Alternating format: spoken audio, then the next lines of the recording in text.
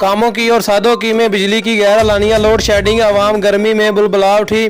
हमारे नुमाइंदा मोहम्मद नवीद गुरैया की तफसील के मुताबिक तवील लोड शेडिंग की वजह से बच्चे, बूढ़े और बीमार अफराद की मुश्किलात में इजाफा, मच्छरों की बहतात।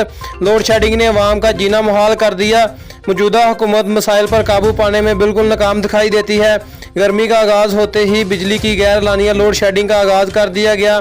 लोड शेडिंग का दौरानिया घंटों बढ़ा दिया गया है।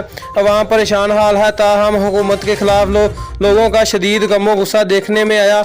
लोड शेडिंग की वजह से लोगों ने गर्मी से बचने के लिए ट्यूबवेल और नहरों का रुख कर लिया।